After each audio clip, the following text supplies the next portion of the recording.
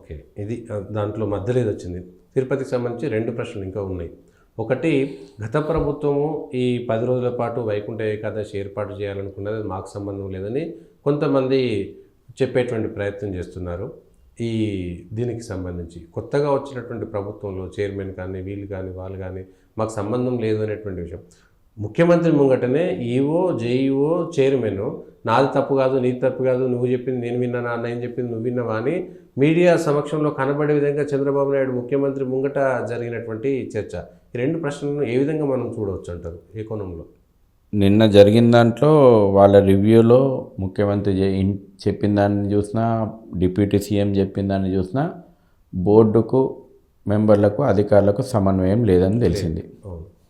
సమన్వయం లేకుండా జరిగింది ఏంది? ప్రజల యొక్క ప్రాణాలు బలైనవి. ఇద్దరిని బాధ్యులను చేయాలి, ఇద్దరిని చట్ట ప్రకారం శిక్షించాలి. మీ వ్యక్తిగతమైనటువంటి వ్యవహారాలు నడవడానికి కాదు అక్కడ కూర్చుంది. మీరు ఆ సిస్టమ్ను సమన్వయం చేస్తానికి, ఆ సిస్టమ్ను నడిపించడానికి అటు బోర్డును, అటు అధికారులను ఇద్దరి మీద క్రిమినల్ ప్రాసిక్యూషన్ జరగాల. ఇద్దరు అందులో బాధ్యులే. ఏవో అధికారుల మీద ఇద్దరు అధికారులను సస్పెండ్ చేసినాం, ఇద్దరు అధికారులను బదిలీ చేసినాం, ఇది కాదు. అసలు ఈ నిర్ణయాలు తీసుకోవడానికి కారణమైంది, అసలు ఈ నిర్ణయాలు సమంజసమా కాదా? అసలు 10 రోజుల జనాలను ఒక్క దగ్గర పిలుస్తాడండి ఎవడన్నా? మాస్ మేనేజ్మెంట్ మీద కనీసం అవగాహన లేదా మీకు? బ్రహ్మోత్సవాల్లో 4 లక్షల మంది వస్తే కూడా గింత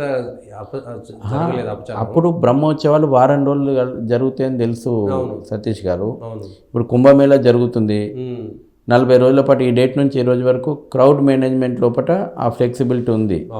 ఇక్కడ జరిగిన పొరపాటు, నేను అందుకే మొదటగా అదే పాయింట్ తోటి స్టార్ట్ చేసిన. ఈ టోకెన్లు 1,25,000 టోకెన్లు మేము ఇస్తాము. ఎన్ని రోజులకు? లేదంటే 3 లక్షల టోకెన్లు ఇస్తాం 3 రోజులకు. ఆ 3 రోజుల క్రౌడ్ ఒక్కటేసారి ఎప్పుడు వస్తుంది? ఒకటే రోజు వస్తుంది. ఎందుకంటే టోకెన్ తీసుకోవాలి, ఆశ, ఆతృత. అంటే నీవు ఎన్ని టోకెన్లు ఇస్తానో అన్ని టోకెన్లకు 3 రేట్లు 4 రేట్లు జనం వస్తారు.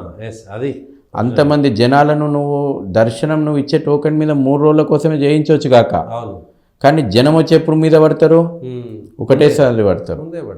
కనీసం ఆ క్రౌడ్ మేనేజ్మెంట్ ఆలోచన, మీ అనుభవం లేదా? ఆ క్రౌడ్కి తగ్గట్టు అరేంజ్మెంట్స్ ఉన్నాయా? బ్యారికేడింగ్ ఉందా? ఇవి ఏమి చేయలే. ఎందుకు చేయలేదంటే చాలా స్పష్టంగా తెలుసు, మీ విఐపి సేవల ముసుగును కప్పిపుచ్చుకోవడానికి, సాధారణ భక్తులకు మేము ఇస్తున్నాము, టోకెన్లు ఇచ్చుకున్నామని చెప్పుకోవడానికి మీరు చేస్తున్న నాటకం ఇది. నేనంట, నిజంగా నువ్వు సాధారణమైనటువంటి భక్తికి చేయాలంటే దేవాలయం కొండపైన 75,000 మంది రోజు దర్శించుకునే క్యూ లైన్ వ్యవస్థ ఉంది, కంపార్ట్మెంట్లు ఉన్నాయి. వాళ్ళకి ఏర్పాట్లు చేయి, వాళ్ళను విఐపీలను కొంతసేపు పక్కన పెట్టి వాళ్ళకి దర్శనం చేయించు. 3 రోజులు కంపార్ట్మెంట్. నువ్వు స్పెషల్గా పిలిచేది ఏముందండి? దేవుడు తిరుపతికి సతీష్ గారు గుడ్డికి అంటే వైకుంఠ ఏకాదశికి వస్తున్నారా జనము? నువ్వు వైకుంఠ రోజుకే నువ్వు సరిపోతలేదు టైము దర్శనం చేయించేది. అరే వీనికి దమాక్ బుద్ధి ఉందా అండి? వీనికి ఆలోచన చేసినోనికి ఈ విషయము. నిజంగా నువ్వు ఏదన్నా అంటే వైకుంఠ ఏకాదశి కొంతసేపు పక్కన పెట్టు, రోజు వచ్చేటువంటి జనాలకి 24 గంటల లోపల నువ్వు దర్శనం చేయించలేకపోతున్నావు. ఆ జనంకి వైకుంఠ ద్వారా దర్శనం చేయించు. నువ్వు ఇది స్కీమ్ పెట్టి ఇంకా స్పెషల్గా పిలిచుడేంది? ఆల్రెడీ వచ్చే 70,000 మళ్ళీ నువ్వు పిలిచే 70,000. ఈ స్కీమ్ పెట్టి ఈ సినిమా ఎందుకు నీకు? ఈ సినిమా ఎందుకు చేసినావు? ఫస్ట్ అది ఎవరో వాడి మీద ఫస్ట్ క్రిమినల్ కేసు పెడితే అన్ని విషయాలు బయటకు వస్తాయి. రోజు వచ్చే 75,000 మందికి నువ్వు దర్శనం చేయించు. నువ్వు వచ్చిన జనానికే గంటలు దర్శనం అవుతుంది. వాళ్ళు రెగ్యులర్ టోకెన్ తీసుకోకుండా తిరుపతికి పోయినోడు, పైన లైన్లలో ఉన్నోడు వైకుంఠ ద్వారా దర్శనానికి అనర్హుడా? ఈడ వచ్చి నువ్వు నీ తోపులాట పట్టుకొని ఇందులో సాధించి టోకెన్ తీసుకొని పోయి అదేదో సాధించిన అని చెప్పి పైకి వస్తే నువ్వు దర్శనం కలిగిస్తావా? ఏంది పిచ్చి ఆలోచన? ఎవరికి వచ్చింది పిచ్చి ఆలోచన? గతంలో ఉన్నటువంటి సర్కారు చేసింది 10 రోజుల పాటు. మరి ప్రజలు అందుకే కదా గతంలో ఉన్న సర్కారును భావజాలాన్ని బొందబెట్టి నిన్ను తీసుకొచ్చింది. 6 నెలలు గతంలో తప్పు జరిగింది, ఇప్పుడు తప్పు చేస్తా అంటే అది సమర్థనీయమా? అది ఆర్గ్యుమెంట్ మనం యాక్సెప్ట్ చేద్దామా? గతంలో ఈ హిందూ సమాజం గోడింటలేడు, గతంలో హిందూ సమాజం దేవాలయాల మీద ధ్వంసమైనవి ఎవడు పట్టించుకుంటలేడు. తిరుపతి లోపల మొన్న కదా మనం తిరుపతి లడ్డు మిషన్ లోపల దేశమంతా కూడా ఆవేదన చెందింది, ఆక్రోశం చెందింది, రోడ్ల మీదకి వచ్చి ఆందోళన చెందింది. దాని తర్వాత వచ్చిన బోర్డు కదా, నువ్వు ఇంకెంత జాగ్రత్తగా ఉండాలా, నువ్వు ఎంత సోయి ఉండాలి, ఇంకా నీకు నువ్వు ఇంకెంత నిష్ట ఉండాలి. ఇంకా గతంలో వస్తే నీకు 6 వచ్చి కూడా ఇన్ని రోజులు అయింది, నువ్వు రివ్యూ చేసుకోకుండా నువ్వు అంటే గత ప్రభుత్వాల మీద తప్పులేసేసి ఇప్పుడు నీ జరిగినటువంటి పొరపాటును మాఫీ చేయమందామా? రేపు వచ్చేటోడు కూడా అదే చెప్పుకుంటూ పోతా అంటే హిందువుల భక్తుల యొక్క ప్రాణాలతో మీరు చెలగాటమా? ఏం తమాషా ఉందా మీకు? ఇది రేపు న్యాయస్థానాల ముందర ఖచ్చితంగా ప్రాపర్గా వాళ్ళకి శిక్ష పడాలాగా ప్రభుత్వం చేయాలి. అప్పుడు కానీ ఎవరైనా ఒళ్ళు దగ్గర పెట్టుకుంటారు. ఇవాళ మేము చెప్తున్నాం, ఇవాళ ప్రభుత్వం తీసుకుంటున్నటువంటి చర్యలు మాకు సంతృప్తిగా లేవు. పక్కా చిన్న స్థాయి అధికారులను, చాలా చిన్న స్థాయి అధికారులను బలిపశువులు చేస్తున్నారు. అవును, నిర్ణయాలు తీసుకున్న స్వేచ్ఛ వాళ్ళది కాదు. వాళ్ళకు ఇప్పుడు జేఈఓ మీదనో లేకపోతే డిఎస్పీ అనో మీరు తిరుపతి క్యాబినెట్ కూర్పు కంటే ఎక్కువ నాకు తిరుపతి బోర్డు వేస్తేందుకు ఆలోచన చేయాల్సి వస్తుందని చెప్పినటువంటి ముఖ్యమంత్రుల స్థాయిలో ఆ ప్రెజర్ ఉంటుంది. అంత ఇంపార్టెంట్ ఇన్స్టిట్యూషన్ అది. వైకుంఠ ఏకాదశి అంటే ఏ క్రౌడ్ వస్తుంది, ఎంత వస్తుంది, ఇవాళ ఒక్క రోజులో వచ్చింది కాదు అది. తిరుపతికి ఎంత క్రౌడ్ వస్తుంది, ఎన్ని ట్రైన్లలో ఎంతమంది వస్తున్నారు, ఫ్లైట్స్ ఎన్ని ఉన్నాయి, తిరుపతికి ఎంత ఆర్డినరీ క్రౌడ్ అనేటువంటిది ఒక బెస్ట్ ఎక్సర్సైజ్ చేసే వెల్ ఎస్టాబ్లిష్డ్ సిస్టమ్. ఇంత సిస్టమ్ ఉన్న దగ్గర నువ్వు బ్యారికేడింగ్ వేయలేదంటే, నువ్వు మంచినీళ్ళు పెట్టలేదంటే, 4,000 కోట్ల బడ్జెట్ ఉన్నటువంటి టీటీడీ నువ్వు ఏం చేస్తున్నావు? ఆ డబ్బులన్నీ ఎక్కడ పోతున్నాయి? 4,000 కోట్లు ప్రయాణం ప్రత్యేకంగా ఈ బడ్జెట్కి సంబంధం లేకుండా నువ్వు మంచినీళ్ళు పెట్టకపోతేవి, ఆర్తనాదాలు ఇంటివి, క్యూ లైన్ ఏర్పాటు చేయకపోతే, వాళ్ళ పోటీలు పెడితివి, టోకెన్ అందుకునే పోటీ. ఆ పోటీల వల్లనే నిజానికి సంక్రాంతికి పోటీలు పెడతారు, అట్లా పోటీ పెట్టినట్టున్నారు. సంక్రాంతికి పోటీలు పెడతారు అన్నట్టు అట్లా పోటీలు పెట్టిరా ఏంది? టోకెన్ పోటీలు. ఈ ఆలోచన తప్పు. ఈ ఆలోచన బలి తీసుకుంది భక్తుని. నీకు నిజంగా సాధారణమైనటువంటి భక్తుని మీద నీకు సోయి ఉంటే నువ్వు ఈ టోకెన్లన్నీ అదని పెట్టావు. నువ్వే కాలికి నడకన పోయేటువంటి భక్తులకు టోకెన్లు ఇచ్చేది. ఎవరైతే కొండ మీదకి నడుచుకుంటూ వస్తారో వాళ్ళకి వైకుంఠ ద్వారా దర్శనం మొదటి ప్రాధాన్యతని ఇచ్చేది. కొండ మీదకి పోయి నడుచుకుంటూ పోయేటువంటి 7 కొండలు నడుచుకుంటూ పోయేటువంటి క్యూ లైన్ ఉంటుండే, నీకు తొక్కీసలాట కాకుంటుండే.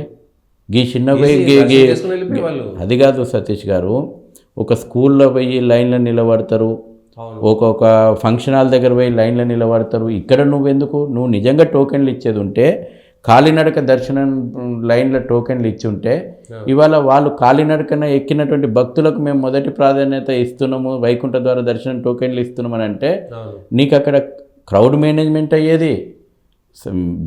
భక్తితోటి గోవిందనామాలు ఎక్కువచ్చినటువంటి భక్తునికి వైకుంఠ ద్వారా దర్శనం అయ్యేది. చాలా సంతృప్తి. కంపార్ట్మెంట్లలో వేచి ఉన్నటువంటి భక్తులకు మొదటి ప్రాధాన్యత అని చెప్పి ప్రతి కంపార్ట్మెంట్ లోపల నీకు ఆర్గనైజ్డ్ సిస్టమ్ ఉంది, క్యూ లైన్ ఉంది, అక్కడ వ్యవస్థీకృతంగా టోకెన్లు వంచి ఉంటే ఇవాళ నీకు వైకుంఠ ద్వారా దర్శనం సాఫీగా అయిపోయేది కదా. ఏమీ లేదు. బోర్డు మారినప్పుడల్లా, కొత్తోడు వచ్చినప్పుడల్లా కొత్త ఎక్సర్సైజ్ చేయాలా,